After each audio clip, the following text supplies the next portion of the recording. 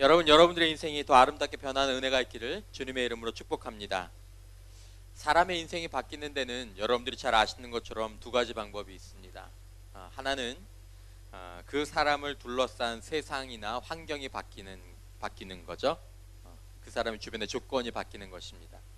뭐 갑자기 떼돈을 번다든지, 아니면 집안에 좋은 일이 생긴다든지, 아니면 갑자기 또 나쁜 일들이 뭐 생긴다든지. 그러니까 여러분들을 둘러싼 세상이 바뀌면 여러분들의 인생도 바뀔 수 있겠죠. 또 다른 하나는 나를 둘러싼 세상이나 환경은 바뀌지 않지만 내가 바뀌면 내 인생이 바뀌는 줄 믿습니다. 그렇죠? 여러분 가끔 그런 얘기 듣잖아요. 야, 저 사람 바뀌었다. 야, 저 사람 바뀌었어. 그러면 그 사람이 바뀌면 그 사람이 사는 인생이 그 전과 같습니까? 다릅니까? 다르죠. 네. 그렇게 해서 인생이 바뀌는 것입니다. 만약에 인생을 바꾸고 싶은데, 내가 인생을 바꾸고 싶은데 내 주변의 환경을 바꿀 수 없다. 우리 엄마를 바꿀 수 없고, 우리 아버지를 바꿀 수 없고, 아니면 뭐 내가 다닌 학교 지금 현재 모습을 바꿀 수 없다든지, 아니면 내 환경을 바꿀 수 없다면, 원리만 놓고 보자면, 내 인생이 바꾸고 싶으면, 그런 것들이 안 바뀐다면, 나나 여러분들이 바뀌면 우리의 인생이 지금과는 다른 인생으로 펼쳐지게 될 것입니다. 부모님 안 바뀌고, 집이 안 바뀌고, 내 주변의 친구들이나 환경이 변하지 않아도 나만 변하면, 저와 여러분들만 변하면, 저와 여러분들이 변한 만큼 저와 여러분들이 다른 인생을 살게 된다는 것이죠. 오늘 본문에 보면 변화에 관한 이야기가 나옵니다. 마음을 새롭게 함으로 변화를 받으라 라는 말은 다른 인생을 살라는 얘기거든요.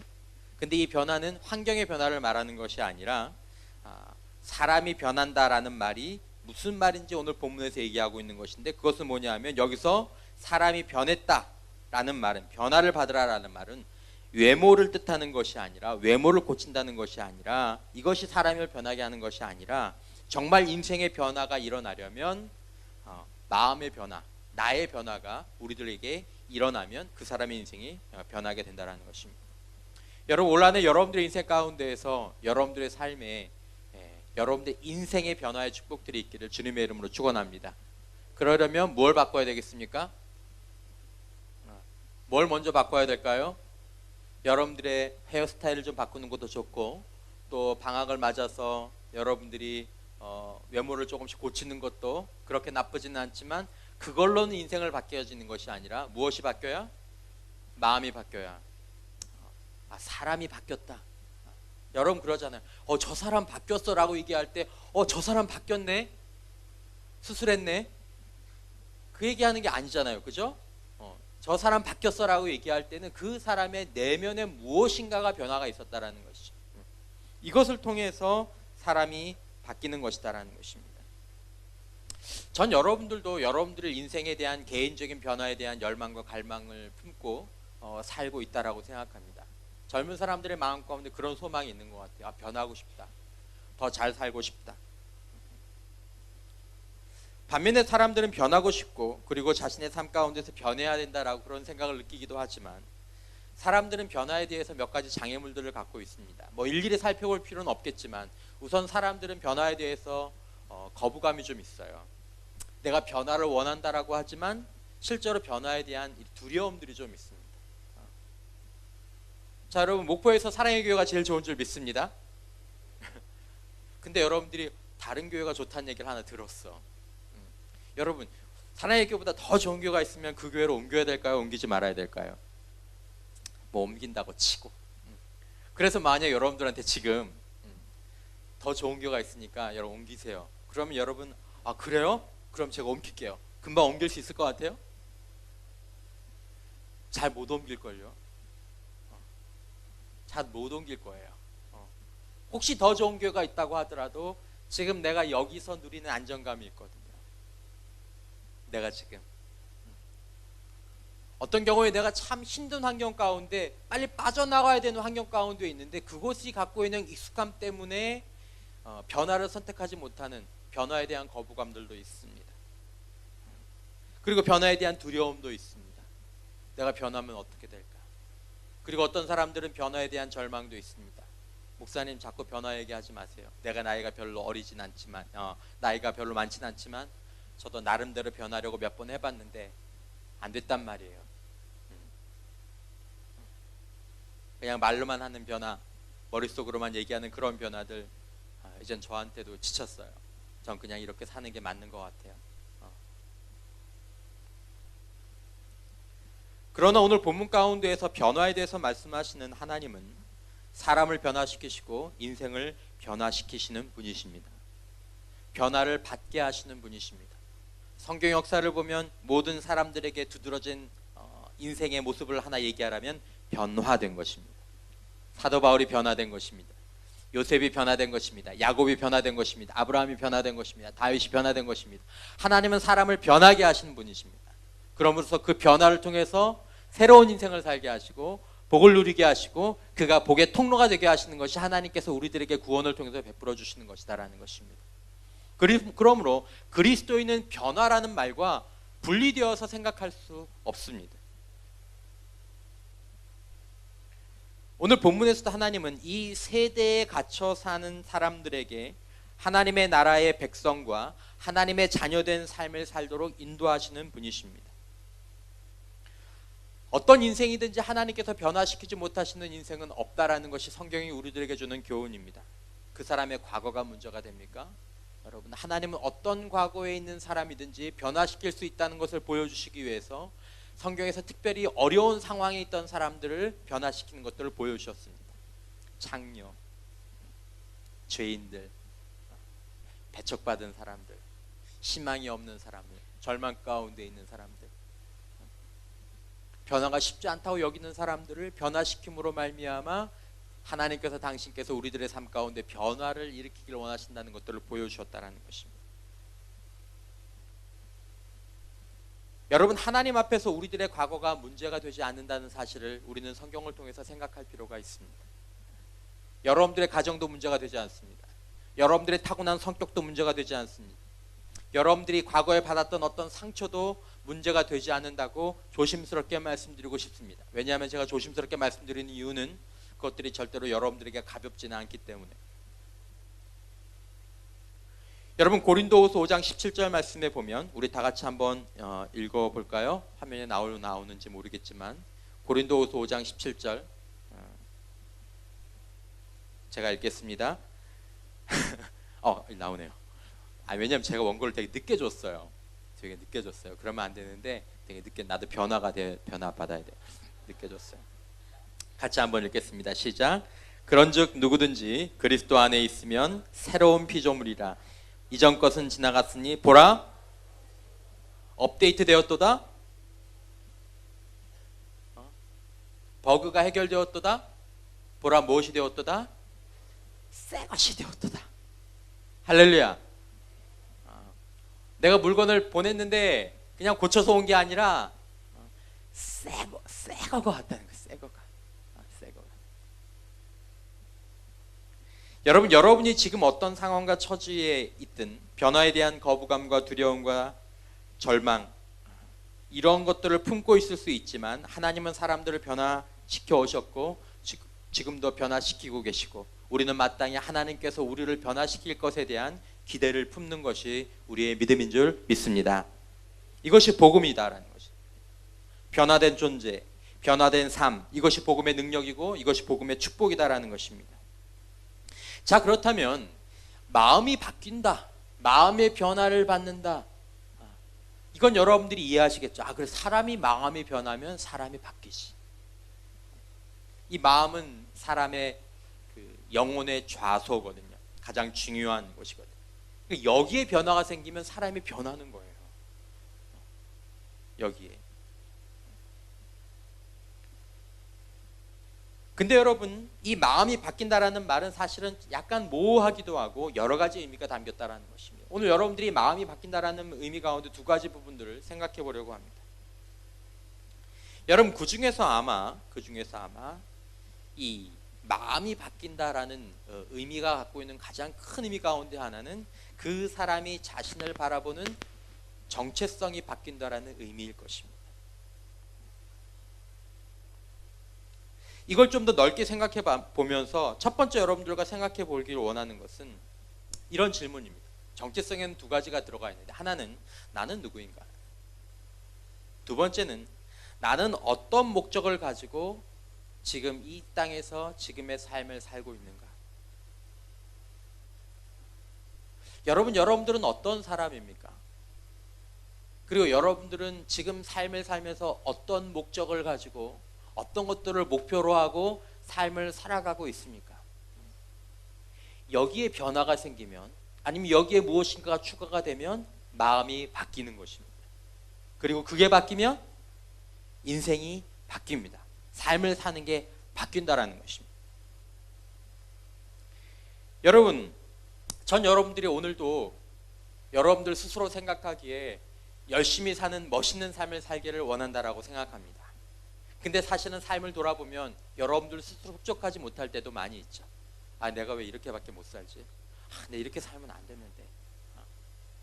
나도 좀 열심히 성실하게 치열하게 막 뭔가를 목적을 향해서 확 이렇게 몰입하는 그런 삶을 살고 싶은데 왜 안 되지? 여러분, 왜 안 될까요?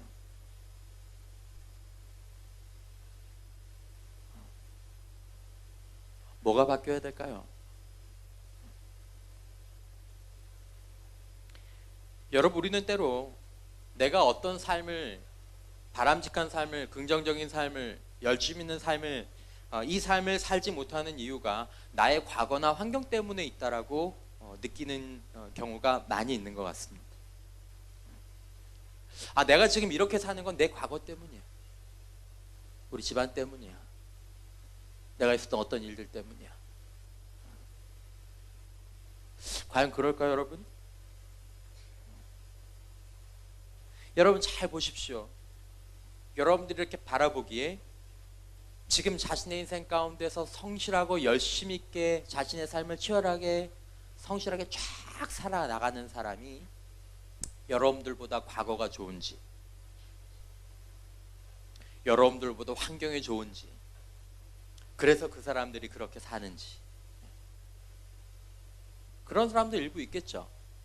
가정 환경이 좋아서, 아니면 공부를 잘해서, 뭘 잘해서 있겠죠. 일부 있겠죠.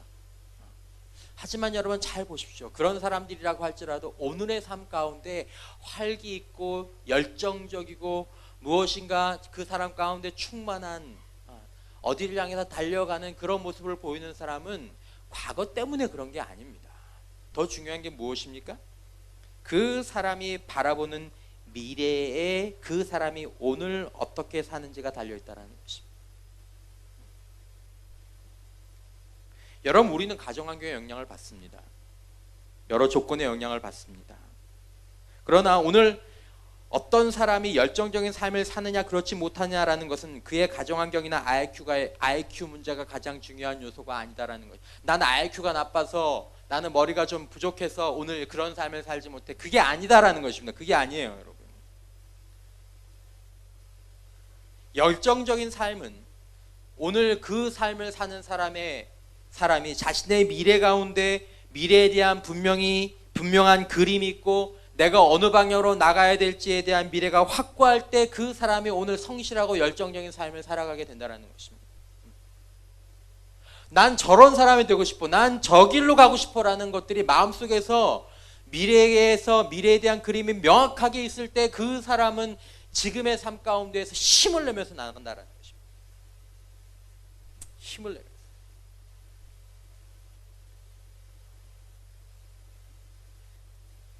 유명한 글 가운데 그런 글이 있어요. 사람들이 배를 만들게 하는 방법은 두 가지가 있다고. 하나는 배를 만드는 방법을 가르쳐 주는 거고, 두 번째는 바다에 대한 열망을 심어주는 거고. 여러분은 옛날에 그런 적 없으세요? 이거 우리 애들이 들으면 안 되는 설교인데 또 우리 애들 얘기를 하면, 저는 우리들한테 게임하는 법을 가르쳐 준 적이 없어요. 매뉴얼을 사줘 본 적이 없다고.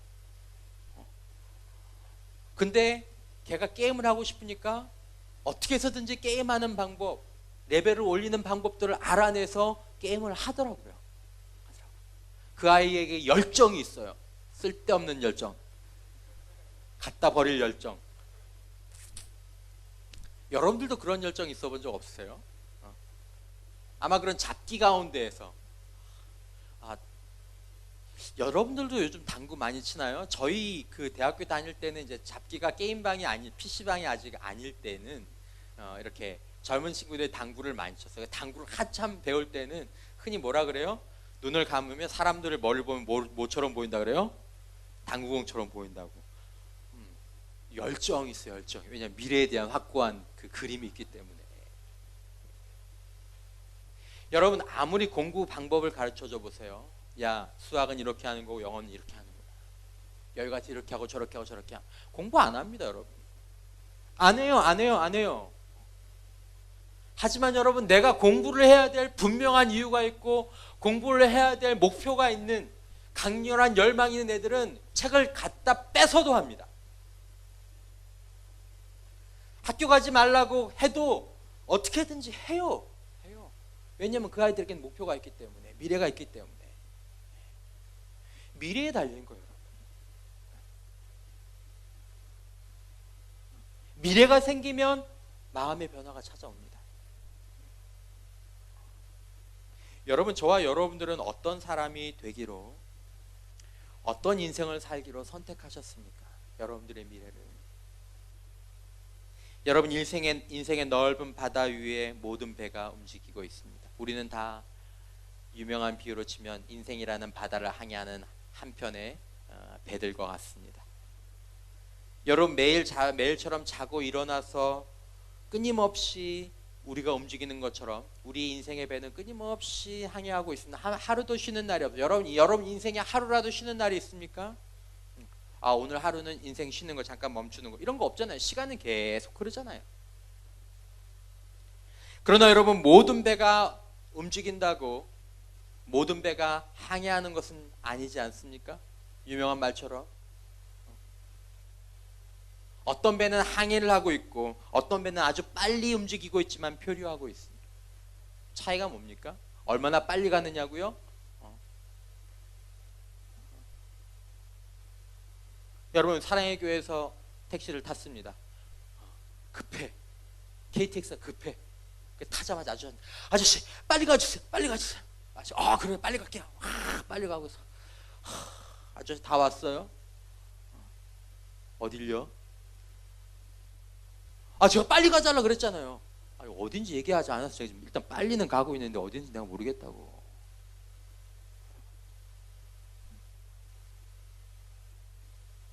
정말 속도보다 중요한 건 방향이에요. 여러분들은 좋은 배들입니다. 다 좋은 배들이에요. 우리가 좋은 배들이라는 걸 알고 있어요. 그러나 아무리 배가 좋아도 목적지를 선택하지 않았다면 그것은 표류하는 것입니다.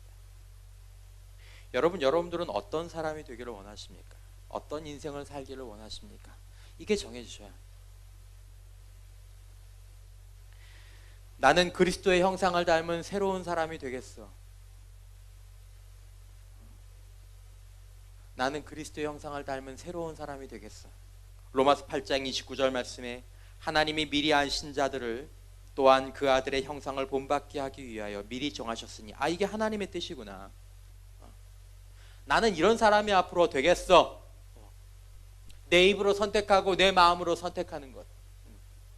이것이 마음의 변화 중에 하나입니다.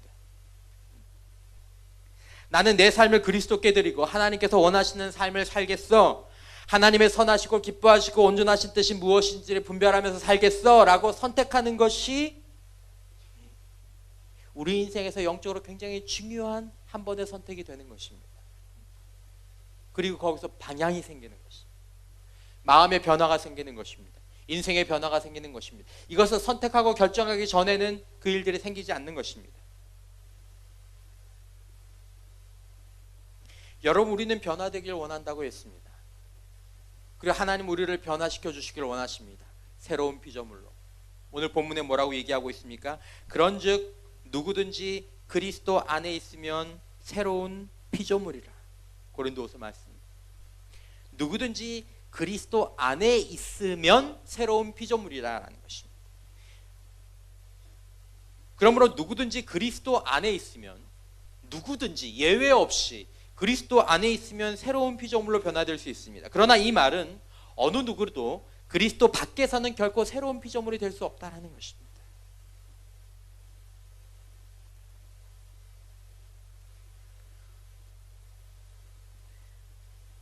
토니 캄폴로라는 교수는 이런 이야기를 했습니다. 그리스도께 온전히 헌신할 때 하나님께서는 성령님을 보내주셔서 그 사람을 강하게 하시고 헌신의 결단을 실천할 수 있는 능력을 주시고 예수님께서 원하는 사람이 되기로 결심한 사람들이 새로운 피조물이 될 능력을 얻는다. 그리스도께 온전히 헌신할 때 하나님께서 우리들에게 성령을 보내주셔서 그 사람을 강하게 하시고 헌신의 결단을 실천할 수 있는 능력을 주신다라는 것입니다. 여러분, 예수님께서 원하시는 사람이 되기로 결단하는 은혜가 있기를 주님의 이름으로 축원합니다. 나는 예수님이 원하시는 사람이 되겠어라는 그 결단 가운데 새로운 피조물이 될 능력을 얻게 된다라는 것입니다. 그것이 우리가 그리스도 안에서 새로운 삶을 사는 방법 가운데 하나입니다.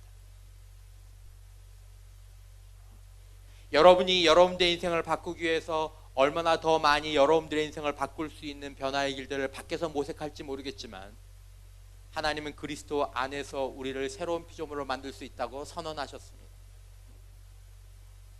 하나님, 제가 예수님께서 원하시는 사람이 되겠습니다라는 이 결단이 우리 인생 가운데서 새로운 전기를 맞이하는, 새로운 변화를 맞이하는 중요한 계기가 될 것입니다. 오늘 설교의 첫 번째 주제가 바로 이것입니다. 여러분, 여러분들의 미래를 여러분들이 선택하십시오. 나는 이런 사람이 되겠어. 지금 여러분들이 선택한 미래는 무엇입니까? 그것이 여러분들에게 어떤 열정을 부과할 수도 있겠습니다. 목사님, 전 아직 미래를 선택하지 못했어요. 그것도 여러분들의 선택입니다.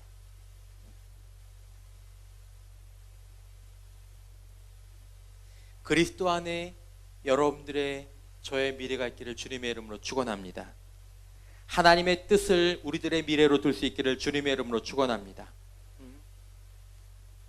저와 여러분들이 하나님의 뜻대로 살겠다고 선택하면 그때부터 모든 것들이 합력하여서 선을 이루는 형태로 우리들의 삶에 무엇인가 맞춰져 갈 것입니다.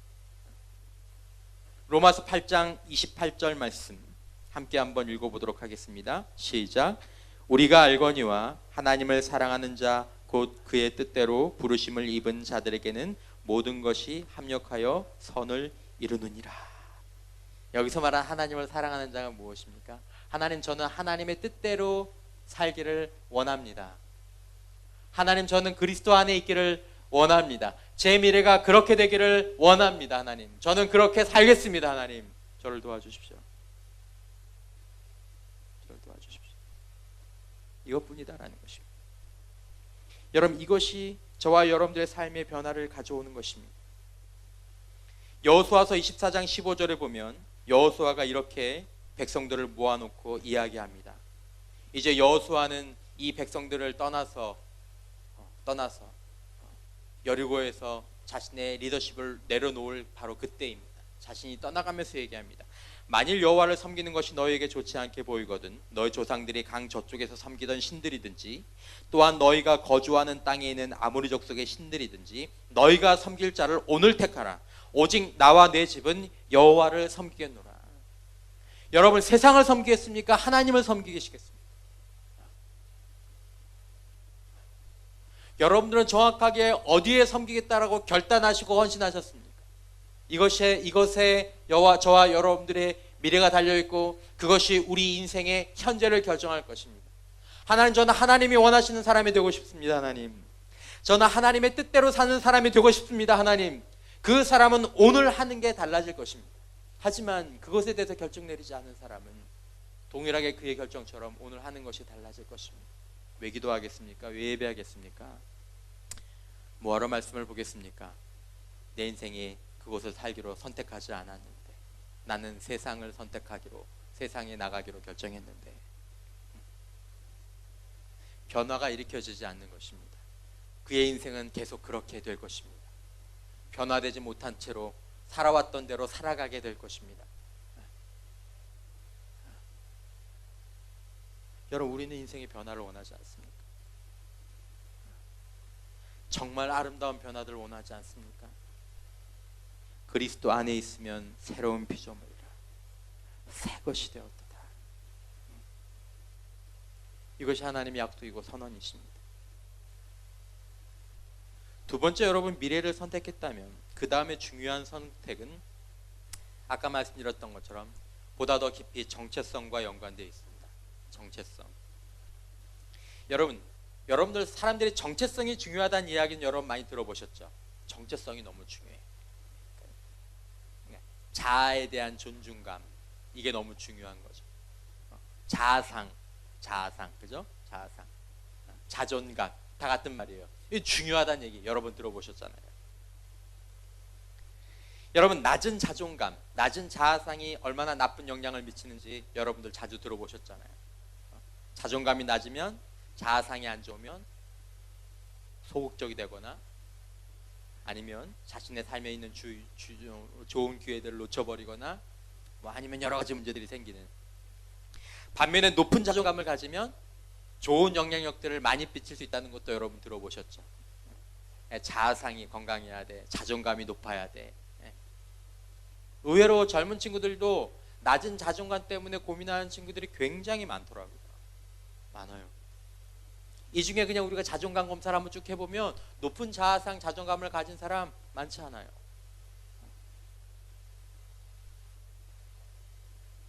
내가 수련회 때 들은 단어인데 여러분들 모두가 센케가 되시기를 주님의 이름으로 축원합니다. 좋은 센케. 우리 대학교에서 제일 센케가 난 누군지 알아요? 장모자매라고. 센케. 약간은 부정적인 얘기일 수도 있겠지만 여러분, 높은 자존감 갖고 있는. 자존감을 높이기 위해서 많은 애를 쓰잖아요. 여러분들도 자꾸 이렇게 스물스물 허물어져가는 이 자존감, 자아상을, 아니야, 넌 괜찮아, 난 그래도 괜찮은 사람이야. 근데 잘 안 되죠. 잘 안 돼요. 맨날 내 목소리에 내가 져요. 네가 아무리 용을 써봐도 넌 그냥 그런 사람이야.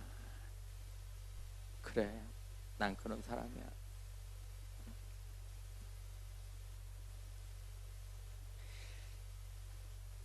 여러분들이 생각하시는 것처럼 정체성의 변화가 없으면 인생의 변화가 없습니다. 정체성, 자아상이 건강해지고 성장하는 것 없으면 인생의 변화는 없습니다. 그 자아상을 어떻게든지 바꿔보려고, 그것들을 보상해 보려고 치열하게 노력하는 것처럼 하는 그 거짓 치열함들이 있을지는 모르겠지만, 그러면 여러분, 아까 미래를 선택하는 것처럼 자신의 바뀌어진 정체성을 바꾸어서 받아들이면 될 텐데, 우리가 뭐라고 얘기합니까? 여러분은 왕 같은 제사장입니다. 하나님의 자녀입니다. 믿습니까? 왜 아멘 안 해요? 그래, 나는 하나님의 자녀야. 내가 받아들이기로 했어. 하나님, 이제 받아들여요. 내가 선택해서 그 정도 선택했어요. 근데도 내 마음 가운데 이 정체성의 변화들이 잘 나타나지 않아요. 최근에 읽었던 정체성에 관한 가장 좋은 설명은 이것입니다. 이게 아마 맞을 거예요. 정체성이란 여러분 어떻게 형성이 되냐면, 내 삶에서 가장 중요한 사람으로 선택한 사람에 의해서 우리의 정체성이 지대한 영향을 받는다라는 것입니다. 낮은 자존감, 높은 자존감, 이게 여러분 그냥 존재하는 게 아니라 사실 뭐에 달려있냐면, 내 삶에서 내가 가장 중요한 사람으로 선택한 사람에 의해서 그게 영향을 받는 거예요.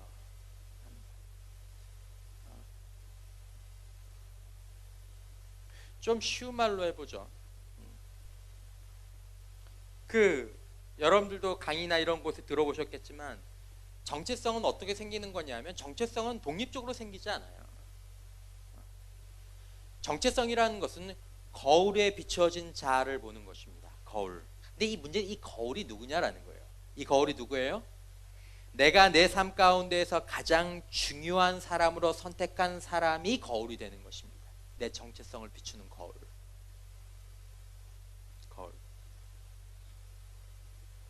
자, 여러분, 만약에 여러분들이 저를 여러분들의 인생에서 가장 중요한 사람으로 선택했다면, 제가 여러분들을 대하고 제가 여러분들에게 하는 말들이 여러분들의 정체성에 굉장한 영향을 줄 것입니다.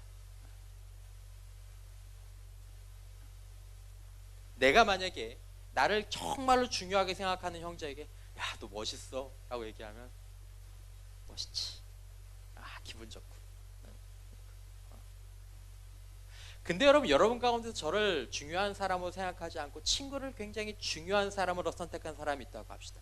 제가 여러분들에게 여러분들 하나님의 자녀입니다, 여러분들 멋있습니다, 여러분 귀합니다, 백날 얘기해도 여러분들의 그 덜 떨어진 친구가 이 그지 같은 놈아 라고 얘기를 하면 나는 그냥 그지 같은 놈인 거예요.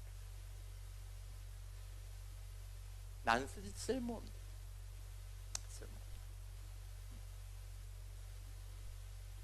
여러분, 정체성의 문제는 어떤 정체성이냐가 중요한 것이 아니라 여러분들의 인생에서 누구를 가장 중요한 사람으로 선택했느냐가 정말 중요한 문제예요.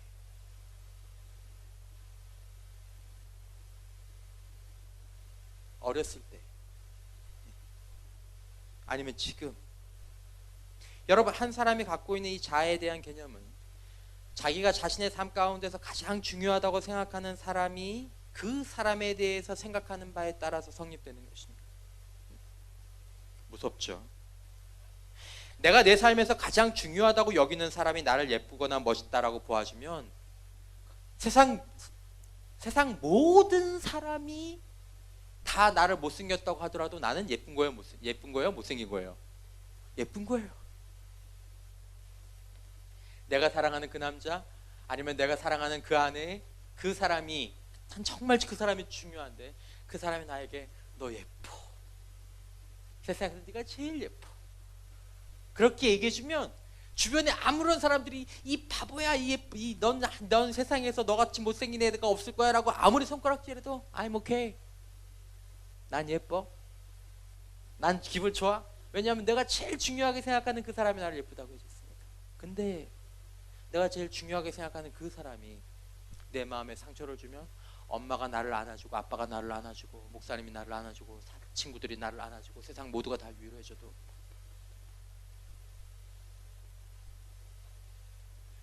내 마음이. 그래서 누구를 사랑하느냐, 무엇을 사랑하느냐, 무엇을 가장 중요한 사람으로 여길 것이냐, 이건 굉장히 중요한 문제예요. 굉장히 중요한 문제. 여러분, 여러분의 정체성은 누구에게 달려 있습니까? 하나님입니까? 사람입니까? 부모님입니까? 학교 선생님입니까? 아니면 친구입니까? 아니면 여러분들이 좋아하는 남자입니까? 여러분들이 좋아하는 여자입니까? 여러분들 친구입니까?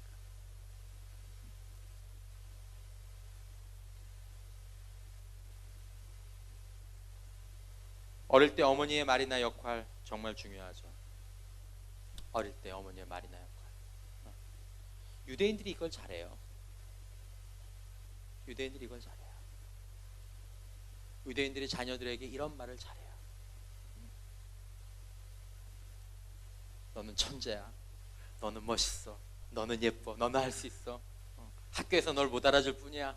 이런 말들을 끊임없이. 그러니까 유대인들은 다 공주병, 완전병으로 자라는 거예요. 나는 좋아. I'm okay, I'm okay, I'm okay. 그 사람들이 경쟁력을 갖는 거죠.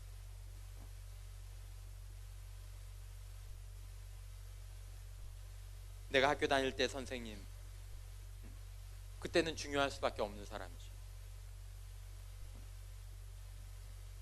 대학 교수님, 내 중요하게 여기는 분이. 여러분, 학교 다니는 여러분들 알잖아요. 교수님이 어쩌다가 자네는 내가 근래에 본 학생 가운데 아주 탁월하구만. 여러분, 그 얘기 한번 들으면 어떨 것 같아요? 할렐루야. 얼마나 좋겠어요, 기분이. 네? 얼마나 좋겠어요. 내가 친구라고 생각한 사람들, 내가 친구라고 생각했는데 그 친구가 나에게 해주는 말들 너무 중요하죠. 그러므로 여러분, 우선은 여러분들의 인생 가운데 여러분들이 다른 사람들에게 긍정적인 자아상을 심어주는 사람으로 될 수 있기를 축복합니다. 여러분들의 입술에서, 여러분들의 마음에서.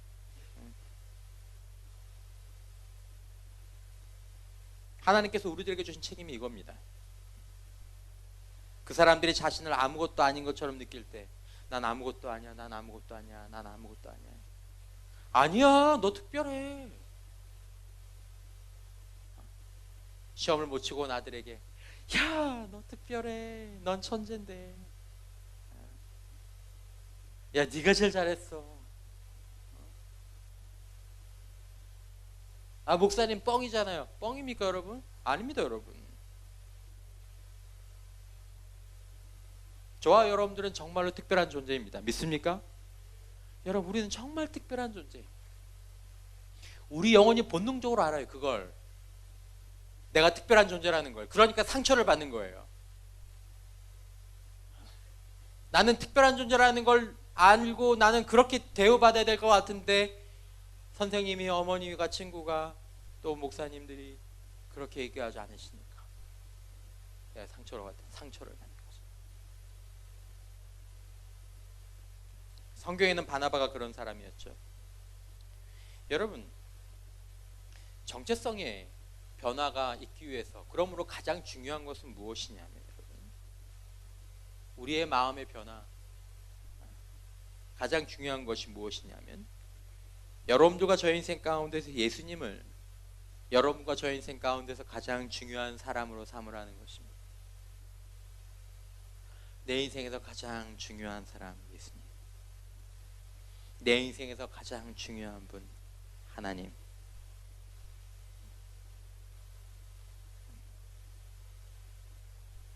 말씀드린 것처럼 여러분과 저의 자아 개념은, 저와 여러분들이 가장 중요하다고 생각하는 사람이 저와 여러분들에 대해서 생각하는 것으로 최종적으로 결정되는 것입니다. 그러므로 저와 여러분들이 예수님을 우리의 삶 가운데서 가장 중요한 분으로 받아들이면, 예수님이 제 인생 가운데서 가장 중요한 분이십니다. 가장 중요한 분이십니다. 받아들이면 저와 여러분들이 긍정적인 자아상을 가지게 될 것이고, 점점점 긍정적인 자아상을 품게 될 것입니다.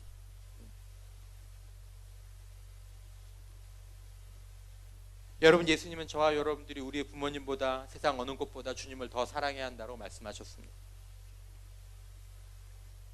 예수님은 저와 여러분들이 주님과 갖는 그런 관계를 다른 관계보다 비교할 수 없을 만큼 중요하게 여기시기를 우리들에게 원하셨습니다. 왜요? 주님께서 우리들의 인생 가운데서 가장 중요한 분이 되셔야 우리의 인생을 변화시켜 줄 수 있기 때문에 그렇습니다. 우리는 예수님 품 안에 있는 돈이나 명예나 아니면 치유나 아니면 다른 어떤 것들을 구하지만 그것으로는 우리 인생이 변화되지 않기 때문에, 여러분, 저와 여러분들의 마음 깊은 곳에서 다른 어떤 것보다 그분이 우월하다고 말할 수 있어야 우리의 삶 가운데 변화가 일어날 수 있다는 것입니다.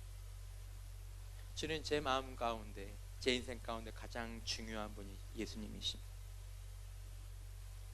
여러분, 여러분들의 인생이 변화가 되기를 원하십니까? 여러분들의 자존감, 여러분들의 자아상, 그것들이 변화되기를 원하십니까? 예수님이 가장 중요한 분이셔야 합니다. 사도 바울이 뭐라고 얘기합니까?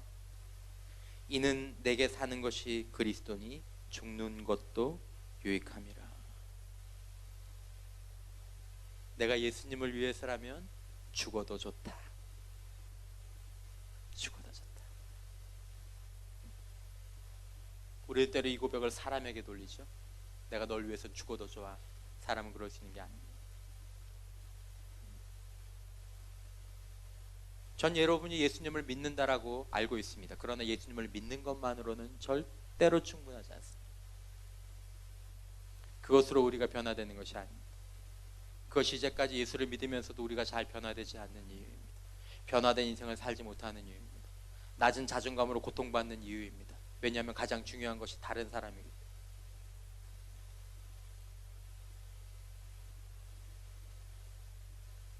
저와 여러분들이 예수님을 우리의 삶 가운데서 가장 중요한 사람으로 기꺼이 인정할 수 있어야 한다는 것입니다. 저와 여러분들이 예수님을 내 삶 가운데서 가장 중요한 사람으로 삼으면 우리가 멀지 않아서 예수님께서 나를 보시는 것처럼 나 자신을 보게 될 것입니다. 진리를 깨닫는 거죠. 세상에서는 아름다운 착각에 빠지는 거지만 남녀가 처음 사랑할 때 그 오빠가 나를 사랑해주고 네가 이뻐 이뻐 이뻐 네가 세상에서 제일 이뻐 하면 자기가 세상에서 제일 이쁜 줄 아는 건 이건 착각이지만 맞잖아요. 착각. 오빠가 세상에서 제일 멋있어 제일 멋있어 제일 멋있어 그건 망고 착각이지만 하나님께서 예수님 안에서 우리에게 말씀하시는 것은 진실이다라는 것입니다. 근데 그 진실이 우리의 진실이 되려면 그분이 우리의 거울이 되셔야 합니다.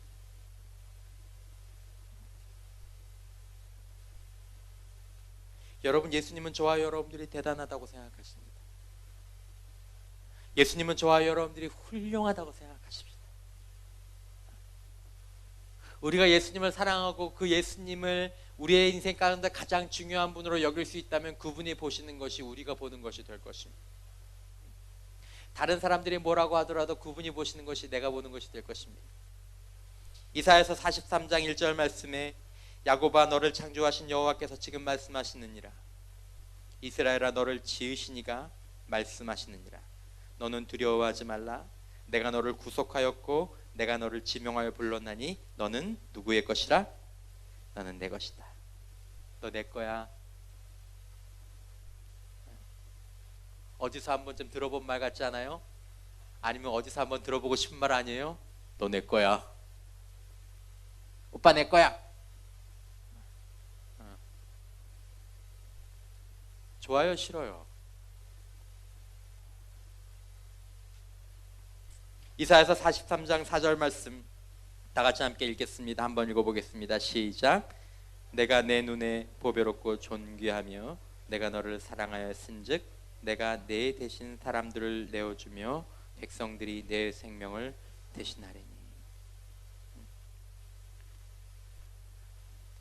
네가 내 눈에 보배롭고 네가 내 눈에 존귀하다. 내가 제일 사랑하는 사람, 내가 제일 중요하게 여기는 그분이 나에게 이렇게 말씀하신다. 내가 제일 중요하다고 생각하는 분이 말하시기 때문에 내 마음 가운데 이 고백들을 바꿀 수 있을 만한 다른 여지가 없는 거죠. 여러분들은 누구의 말에 여러분들의 거울을 삼고 계십니까? 여러분, 예수님은 나를 바라보실 때 아무런 잘못된 것들을 보지 못하십니다. 야, 넌 이게 문제고 넌 이렇게 많이 죄를 졌고 저렇게 잘못했고 이렇게 보지 않으십니다. 뭐라고 말씀하셨습니까? 고린도후서 5장 17절 그런즉 누구든지 그리스도 안에 있으면 새로운 피조물이래. 이전 것은 지나갔으니. 그리스도 안에서 지나갔으니 그리스도께서 다 없애버리셨으니 보라 새 것이 되었도다. 새 것은 뭐죠, 여러분? 물건 쓰다가 고치려고 했는데 우리 공동체 가운데 그런 사람이 있었어요. 누구였지? 석찬이었나? 누구였나?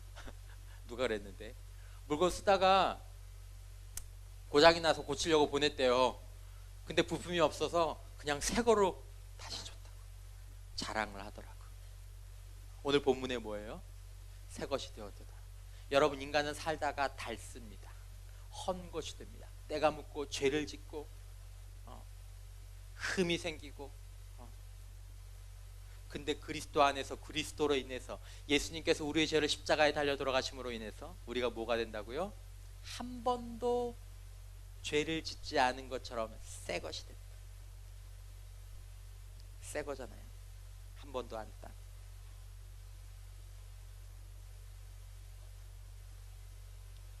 여러분, 성경은 저와 여러분들의 허물과 잘못이 하나님 앞에서 다 지워졌다라고 이야기합니다. 다 깨끗하게 지워졌다. 땜빵했다, 없어진 채로 놔줬다. 아니요, 새거예요, 새거. 깨끗한 새거. 누구 때문에? 그리스도 안에 있으면. 예수 그리스도가 우리의 죄를 위해서 십자가에서 물과 피를 흘리시고 그분이 대신 죽어주셨기 때문에 우리가 우리의 죄를 거기서 대신 다 씻김을 받게 된다는 것입니다. 시편 103편 12절 말씀, 동이 서에서 먼 것 같이 우리의 죄가를 우리에게서 멀리 옮기셨으니, 여러분 이것이 구원입니다. 그리스도 안에서 내 죄는 동이 서에서 먼 것 같이, 동과 서는 완전히 다른 개념이잖아요. 동은 서가 될 수 없고 서는 동이 될 수 없는, 그러니까 완전히 분리시켰다라는 거죠.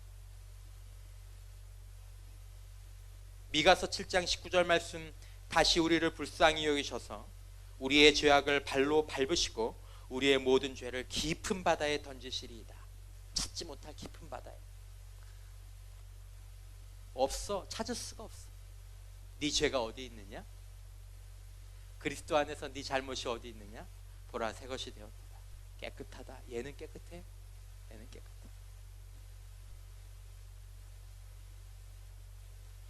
여러분, 우리가 예수님을 믿음으로 의롭다 하심을 받는다는 이야기를 합니다. 우리가 칭의를 얻었다라는 이야기를 합니다. 칭의, 칭의, 의롭다 칭한다라는 말은 한 번도 죄를 짓지 않은 것이나 마찬가지인 상태다라는 것입니다. 얘 한 번도 죄를 안 졌네? 이거 한 번도 안 썼네? 깨끗하네? 우리가 하나님 앞에서 그렇게 드러난다라는 것입니다.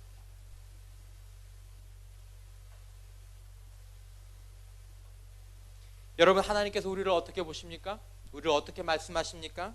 하나님은 저와 여러분들을 엄청난 잠재적인 능력이 있는 존재로 보십니다. 그리고 우리를 그렇게 사용하십니다. 성경에서는 바로 그런 사람들이 우리들의 삶 가운데서 나타나고 있는 것입니다.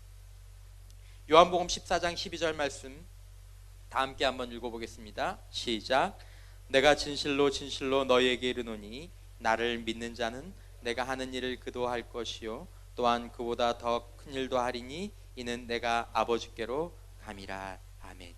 여기서 말하는 나를 믿는 자, 여러분, 이 말은 예수님을 자신의 인생 가운데 가장 중요한 사람으로 여기는 사람, 예수님을 가장 자신의 인생 가운데서 소중한 분으로 사랑하는 사람, 그 사람이 예수님께서 하신 일을 하고 예수님께서 하신 것보다 더 큰 일을 할 수 있다라고 말씀하시는 것입니다. 여러분, 예수 믿으시기를 주님의 이름으로 축원합니다. 예수님 사랑하시기를 주님의 이름으로 축원합니다. 그분이 저와 여러분들에게 가장 중요한 분이 될 수 있다면 그분의 말이 우리에게 적용되기 시작할 것이고 받아들여지기 시작할 것이고, 그리고 그에 따라 우리 인생 가운데 변화가 일어나기 시작할 것입니다.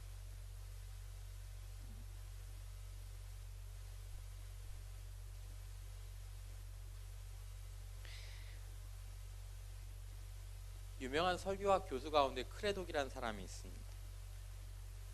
하루는 이 크레독이 식당에 밥을 먹으러 갔는데 어떤 사람이 대뜸 와서 뭐 하는 사람이에요? 물어봤어요. 좀 불쾌하지만. 그래서 사실은 여러분, 제가 이렇게 식당 가서 밥 먹으면 누가 이렇게 목사인 걸 알아보는 게 반가울까요? 부담스러울까요?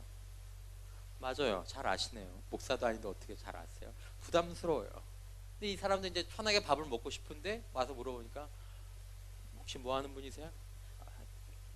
네, 목사입니다. 그랬더니 이분이 목사세요? 제가 목사님에 관한 얘기 하나 들려드리고 싶은데 괜찮을까요? 제가 여러분 목사에 관한 얘기를 목사에게 들려주는 거 좋아할까 싫어할까요? 잘 아시네요. 별로 뭐 그런 얘기를 괜찮습니다 얘기를 하려고 하는데 이미 그 사람은 자리를 깔고 앉았어. 제가 얘기 드릴게요. 자기는 어릴 때 정말 좋지 않은 가정 환경 가운데서 자라났거든. 부모님이 자기를 버리고 자기 자신에 대한 열등감, 무너진 자아상, 형편없는 놈이라고 생각하면서 그렇게 자랐는데 어느 날 그 교회에, 그 동네에 있는 교회에 목사님이 새로 한 분이 오신 거예요. 근데 사람들이 그 목사님이 참 좋다는 얘기를 하도 하길래 나도 그 목사님을 한번 뭐 설교나 들으러 가볼까 하고 가는데 좀 소심하니까 예배가 시작해서 좀 시간이 지났을 때 싹 들어오고 그리고 목사님이 설교를 마치고 이제 다른 사람 나가기 전에 먼저 나가고, 그러면 누구하고 맞출 일이 없어요? 목사님하고 맞출 일이 없잖아요. 그냥 설교만 듣고 나가면. 그런 사람들 많잖아요. 그렇게 이제 다닌 거죠, 이 아이가. 근데 어느 날 하루는 늦게 들어가서 예배를 딱 드렸는데 깜빡 잠이 든 거예요. 그래서 눈을 딱 떠보니까 아구야, 예배가 다 마쳤네. 마칠 때 이제 목사님이 앞에 서 있고 사람들 한 명 한 명 이렇게 쭉 이렇게 나가잖아요. 나가는데 이제 목사님이 이 아이를 보면서 야, 내가 너 누군지 안다. 너 누구예요? 내가 널 누군지 알거든. 내가 네 가족이 누구인지 알아. 가족끼리는 서로 닮은 게 있거든. 야, 너는 하나님의 아들이 틀림없어. 너는 하나님의 아들이야. 하나님의 아들. 이 아이가 그 얘기를 받아들였습니다.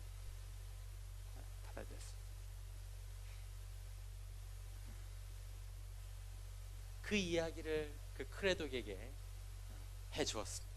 그리고 그 이야기가 자신을 변화시켰다. 그 얘기를 해주고 떠났어. 그랬더니 이제 웨이트레스가 크레독이한테 와서 혹시 저분 누구신지 아세요? 모르죠. 저분이 벤 후퍼라고 지금 현재 테네시주의 주지사입니다.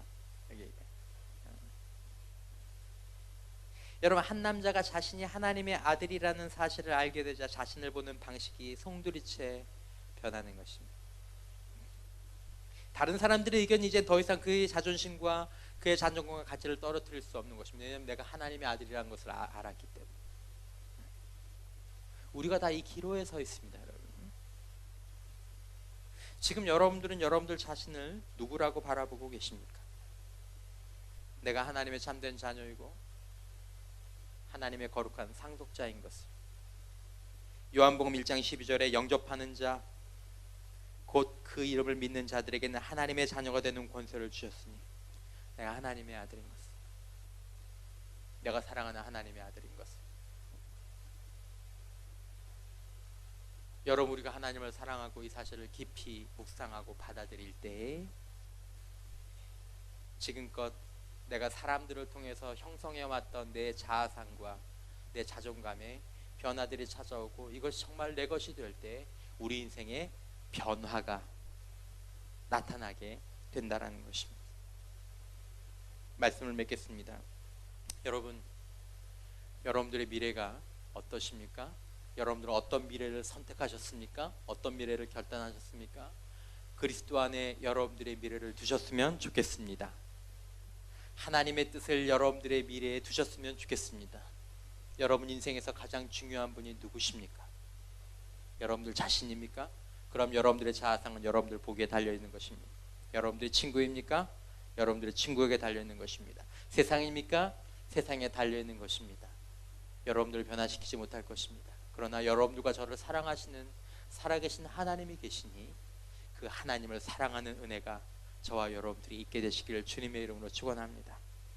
내가 그 살아계신 하나님의 자녀인 것이 믿어지고 깨달아지고 그것들을 기뻐하는 은혜가 있음으로 말미암아 새로운 인생을 살 수 있는 힘을 저와 여러분들에게 주시기를 주님의 이름으로 축원합니다.